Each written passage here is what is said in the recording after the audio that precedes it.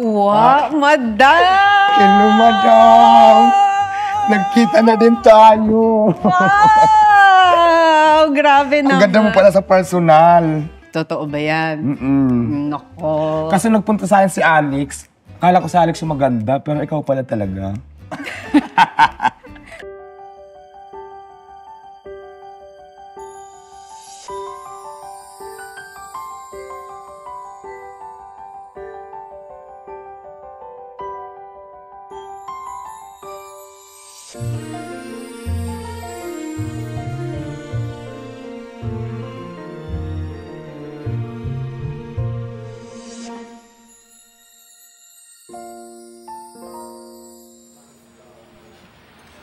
Nagmula sa kalangitan, lumagapak sa kalupaan, narito na sa inyong harapan ang nag-iisang diwata na mukhang kawatan. Nagmula sa kalangitan, lumagapak sa kalupaan, narito na sa inyong harapan ang nag-iisang diwata na Diyosa ng maparisan. Binago ko na. Ay, di na mukhang yung sa kawatan. Hindi na. Binago ko na siya. Kasi wala ng mga duguan. Oo, wala na. At saka yun, yung ano namin doon, okay na yun. Oo, kasi yung nagsumaksak daw sa'yo, nagtatrabaho na. Yes. Nakamove on na kaming lahat. Nasa akin ngayon. Kamove on na kayong lahat. Oo, Pagkatapos kang saksakin. Kaya kami nag-away-away doon kasi parang nababalik. Nag-away-away noong 2016. Ayun nga ayun yung nag-news kami before. Yes. Yun ang dahilan kasi sabi ko kung may mga bisyo kayo, pwede kung hindi nyo kayang tigilan, wala naman akong pakialam doon, pero umalis na kayo dito sa poder ko. Kasi kaya sila napunta doon sa tulay, dahil sa akin, ako nagpatira sa kanila kasi sa kalsada lang kami nagkakilala. Pero kung may mga bisyo kayo, para hindi naman ako madamay, umalis na lang kayo. Ay, syempre, ang pinupoint nila is, hindi naman ako may-ari ng tulay. Ayaw nilang umalis. Hindi ikaw yung may-ari ng tulay. Ayaw nilang Huwag umalis. mo angkinin ng tulay. Oo. Nag-away-away kami. Ayun yung mga time na dumating sa point na nagkasakitan, nasugatan ako dito. Yun yung tapos rumampa ako sa presinto. Ayun yung trending ko noon. So, pero ngayon, okay na kami. Yes, yung pala yun. Nagkapatawaran naman na, tapos katunayan kasi na. gumagamit sila nung time na yun. Oo. Pero nung time na yun, hindi ka gumamit. Hindi. Ay, Nangalaka lang kami doon pero hindi ako nagda-drugs. Kasi imagine mo kung nagda-drugs ako ngayon, hindi ko mapalago yung tindahan ko ng ganyan. Kasi doon siya unang nakilala, si Diwata. Pero hindi Diwata talaga pala ang name mo. Ang full name mo ay? Deo. Ayo. Pambrusko no? Deo. Opo. Balbuena. Balbuena. Ba't naging Diwata? Sumasali ako sa mga beauty pageant, Tati. Beauty queen din ako at the same time. Beauty queen. Okay. Oo. Ano mga Dalagita days? Oo. Marami kasing klase ang pageant. Meron mga Miss Gipang Kalawakan, may Ito. mga... Nag-showtime ka din dati. Okay. Nag-show din ako dati sa kay Kuya Will. Doon na-discover niya ako. Gay beauty queen yung kategory. Tapos parang doon na buo yung Diwata ko. Tapos wala na, yun na yun. Yun na yun. Tapos hindi makatagal doon, saglit lang. Kasi si Diwata ay talagang tubong at pinanganak sa Samar. Yes po. Di ba? Opo. Tapos, ang trabaho ng nanay at tatay mo noon sa Samar, Farmers sila. Actually, yung tatay ko wala na, mother na lang. Dati yung kapatid ko nagtatrabaho dito sa Manila. So parang na-curious ako sa pag umuwi sila. Mapuputi, pag alis doon ng itim. Parang sabi ko gusto ko rin magtrabaho doon. pumuputi pag... Oo, pumuputi. Naging curious ako. Yung pala, kaya pala sila gumaganda. Pumuputi kasi hindi sila makalabas ng bahay. Gumaganda yung balat nila. Kasi di ba ang mga kapatid ko lang naman, pag pumunta ng Manila, mga katulong lang kami naman, mga boy lang, mga ganyan. Uy, pero wag natin nilalang kasi kung hindi dahil sa kanila, Oo. di ba, hindi gagaan ang buhay ng mga Proud naman kami, di ba? Kasi di ba, yun lang naman talaga yung kaya namin na trabaho. So, proud pa rin kami kasi malaki din ang tulong para sa amin. Tsaka nagiging parte ng pamilya yung mga kasambahay natin, Yes di ba? po. So, ilang taong ka nung pumunta ka dito sa Maynila? Siguro mga pag hindi ako 17, 18, or 16, di ko na matandaan kung anong exact. Basta ganun lang, yung tatlo na yun. Pumunta ka ng Maynila dahil? Para magtrabaho.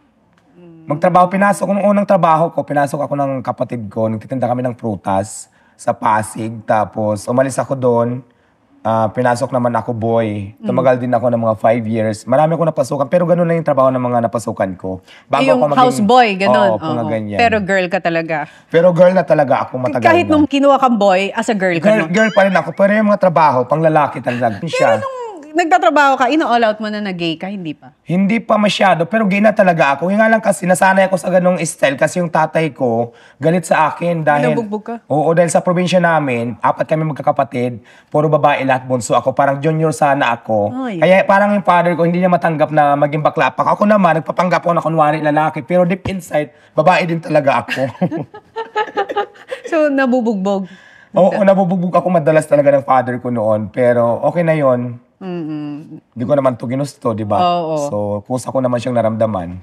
Kusang Pero okay naramdaman. naman, bandang huli, yung tatay ko wala na ngayon, pero naging okay din naman kami. Paano kayo naging okay? Para tanggap niya na rin na ganun ako, bandang huli, bago siya mamatay. So nung pumunta ka na sa Maynila, ano naman ang na-discover mo sa Maynila? Kasi 'di ba, usually daw yung mga tao sa probinsya sinasabi nila pag pumunta tayo ng Maynila, gaganda ang buhay Ayan, natin. dito ko talaga napatunayan sa mga experience ko na hindi din talaga madali ang buhay sa Manila, lalong-lalo na pag wala kang discarded. Kasi ako nga naranasan ko maging palaboy talaga. Di ba, yun nga yung mga time na tumira ako sa ilalim ng tulay. Tapos, ang haba din siguro, matagal din ako doon, mga 3 years or 4 years sa ilalim ng tulay. Tapos yun nga, may nag sa akin ng construction, na friend ko. Nag-enjoy ako, daming lalaki. Ay, pagod na ako, gupa rin, naka-smell pa rin ako, lalo na pag maraming lalaking gwapo doon. Oo. Na mga pawisan na talagang batak na batak ang katawan, na-inspire ka pa. Oo, na-inspire pa ako. At saka, di ba, pag doon kasi may mga barracks kami before Oo. Tabi-tabi kami doon sa barracks, kanya-kanya, kwentuhan. So, ang saya din. Nung una, nandun yung discrimination, pero nakilala na nila ako. Masaya na? Oo, masaya na. Parang close na kaming lahat. Nawala yung construction kasi nag-pandemic. So, nagtinda-tinda ngayon ako. Doon ako nagsimula magtinda. Hindi pa Paris. Sigarilyo, soft drinks pa lang, mga kape, mga merienda. Tapos, mayroon din akong friend na chef cook naman, nawalan din siya ng trabaho. Ay, noong mga time na nagtitinda na ako, may konting ipon na ako. Sabi niya sa akin, kasi marunong siya magluto bakit hindi natin lagyan ng pagkain, tulungan kita magluto, bili ka na ng kawali, ganito kung ano makailangan. Tapos doon ako nag-start magtinda ng pagkain muna, hindi pa Paris. Pero kasi di ba nauso yung Paris sa kalsada, marami naghanap sa akin, Paris ka ba dyan? So nagka-interest ngayon ako, tinanong ko siya kung marunong siya mag-Paris. Sabi niya marunong din daw siya. So ito ngayon, kinarir ko na siya, natutunan ko na. Wala na din kasi yung friend ko siguro 3 years ago. Ano Wala na nangyari? din. Parang nagme-maintenance na may edad na kasi yun Parang hindi niya na kinaya. So, doon ko natutunan lahat yung knowledge ko sa pagluluto. Siya pala nagturo sa'yo sa pagluluto. Tapos ngayon, okay na, naging Diwata Paris na siya. Doon ako nakilala ngayon. Kasi ginawa ko siyang 100 only rice, may free soft drinks. Tapos tinangkilik naman ng masa, kaya marami akong customer ngayon. Oo, tsaka nagkukos ka ng traffic, umaabot daw ng Sofitel ang pila mo. Dati kasi sa kalsada lang ako, as in yung street vendor na kung tawagin illegal vendor kasi hindi naman kami nangupahan, wala kaming permit. Pag may clearing, takbo-takbo. So naka-street yun ngayon, may bago na akong pwesto, pero bago lang ako doon. Pero okay naman, mas lalo pang dumami yung customer ko. Kaya nga, pinipilahan na. Eh di, ang sarap ng pakiramdam pag nakikita mo. Yes, ang sarap ng feelings kasi di ba, pinupunta ng mga tao, gustong mag-try, tikman, yung iba bumabalik. Tapos pag nagustuhan ng iba, nagre-recommend pa, may kasamang family, mga friends. So ang sarap lang ng feelings na maraming sumusuporta sa Diwata Paris. Tsaka grabe ngayon, may kotse na siya. Pabili na siya ng bahay. Okay naman, yung bahay ko ano lang siya, maliit lang, rides lang, pero at least naging safe na ako. Yung tulay, wala na ako doon. Bumili na ako ng mas komportable ako. Tapos sasakyan ko din ng mga kagandahan. Ano lang yun, second hand. Doon Pero kahit na ang sarap sa Oo. pakiramdam. Oo, ang sarap ng pakiramdam. Kasi dati kung bike lang yung sasakyan ko ngayon, Diba? kotse na talaga. Oo. Kaya ako binili yun. Kasi dati, natutulog ako pag pagod na sa tabi lang ng tindahan ko. Feeling ko hindi ako masyadong safe kasi malayo yung bahay ko, Quezon City. Yung mga gamit ko, yung cellphone ko, So, minsan nawawala. Quezon City, tas sa Pasay siya Oo. Pero doon naman talaga ako sa Pasay, di ba? Doon ako sa Tulay dati. Tapos mas gamay ko yung Pasay. Kaya lang nakabili ako ng rides Quezon City. Kaya Eh di okay. Doon yung bahay ko. Anong pakiramdam na unti-unti nabago mo yung buhay mo? Imagine mo yung nakatira ka sa tulay, tapos ngayon may kotse ka na, may bahay masarap ka ang na. pakiramdam. Masarap. Pakiramdam na masarap na hindi ko kayang explain. Basta ang saya kasi bukod sa marami ako natutulungan kasi marami din nagtatrabaho sa akin na umaasa din sa akin, lalo na ako. Ilan na family ko. trabahador mo ngayon? Marami. More than, basta marami. Mga nasa 20, gano'n? Yes, more than pa yata. Hindi nga.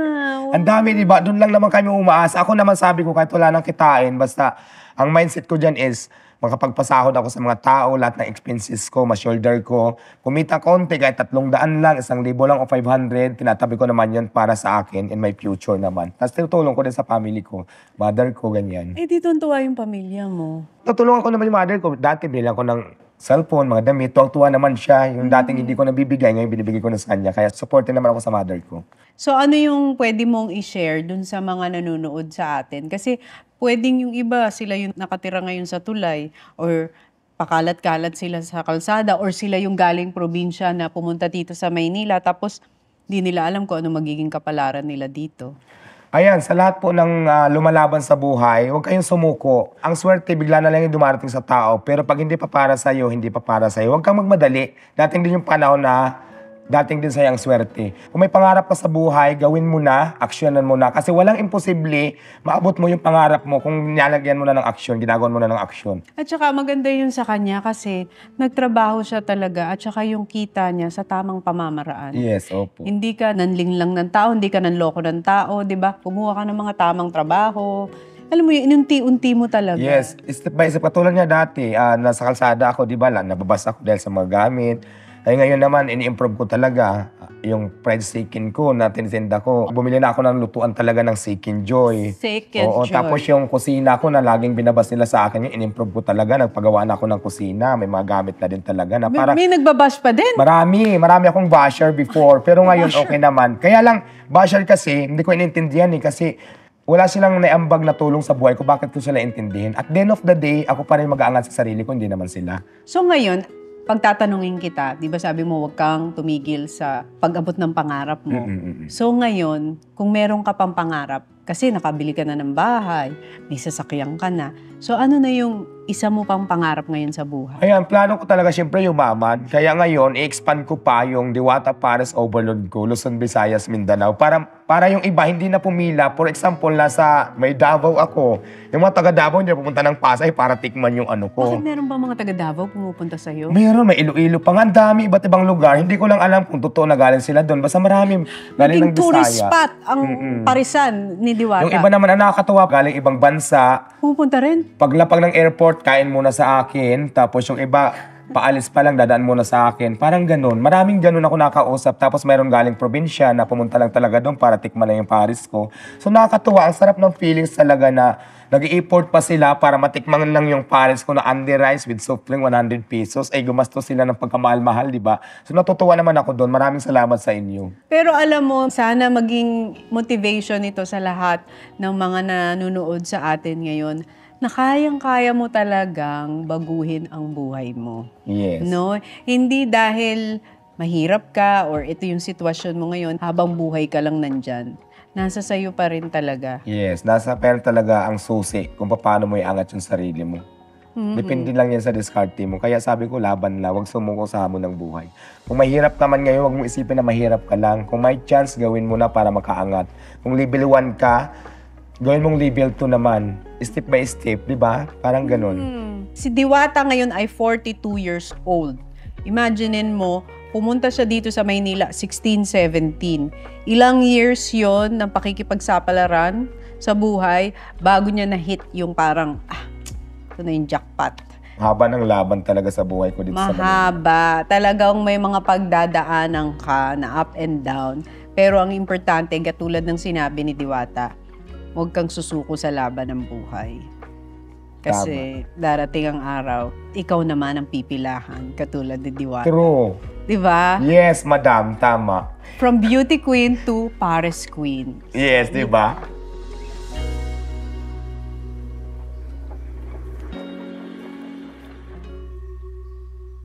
Pwede mo picture ako? Oo naman. Picture muna ako para may pampost ako sa Facebook. Okay. Ay, ganda ko. Parang iba rin ang ano ko ngayon, atake. Naka-make up ako ngayon eh.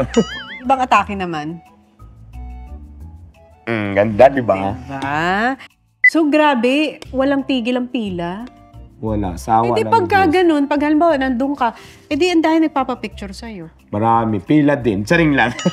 Feeling ko ako nasa iba na alawit tuloy at saka si Tony Gonzaga. Talaga? Picture ng picture. Non-stop din ang picture nila sa'yo. Ang ganda ko. Pagkasama ko si Tony G, kailangan nakaganyan din ako. Paano ba lalakad? Dapat pakita mo sa akin paano lalakad. Kailangan ganagandahan din ako, di ba? Oo, dapat pag kailangan para lalakad pag may ka. ganyan-ganyan din tayo, So, di ba? pag nasa Parisang ka, ganito Maraming kang... salamat, Tony Gonzaga, dahil na-invite mo ako dito sa lugar mo na napakaganda at mukha akong mayaman ngayon. Kanina kinakabahan ako, pero parang nawala na, nakita na kita. Diba? Hindi naman nakakakaba. So ngayon, nagtitaping ka rin ng Batang Quiapo. Paano yung Schedule mo? Ano lang naman, yung tipi naman doon di araw-araw. MWF minsan sa isang linggo, isang business lang. Katulad nitong linggo, wala sa Friday naman. So, okay lang. Hindi ka naninibago sa pagtitaping? Nakakaba nga eh. Kasi di ba hindi naman tayo, hindi ko naman alam yung mga tiping-tiping na yan. Parang, sige go, kakayanin ko na lang. Kasi opportunity yan eh. Siyempre di ba, yung sabi ko nga, opportunity minsan lang yan dumating, kaya huwag mo nang pakawalan. Na medyo Tinuturuan ka ni nahirapan. Coco? Yes, mabait si Coco, tuturuan niya ako. Muntik niya na ako mahalikan eh. Bakit naman kayo muntik magali ka? Kasi nung una, nung kaeksina ko siya, kinakabahan ako. Oh. Tapos parang yung script ko hindi ko mabitawan. Kasi iba na alaw yung kasama ko at saka siya. Oh. Parang kinakabahan ako, natitinsa, hindi ko alam yung pakiramdam ng Ano gano'n. sinabi niya sa'yo? Tapos, sabi ko sa natitinsa ako dahil na kayo yung kaharap ko ng dalawang iba. Sabi niya, sige na, halika na nga kita. Pero hindi ako pumayag. Kaya sabi ko, tek na, kumahalikan ni Coco. Muntik pa pala kayo Diba? mag-kissing Oo. scene. Grabe Kaya hindi, naman. ang bait ni Coco Martin. Oo. Mabait. Para sa kulay ng damit. Oo, di ba? Picture mo kami. Ay, nagpa-picture din siya. Oo, di ba? Ay, twinning talaga kayo. Ano bang gusto niyo patunayan ngayong umaga? Thank you, boss. Thank you. Thank you, Diwata.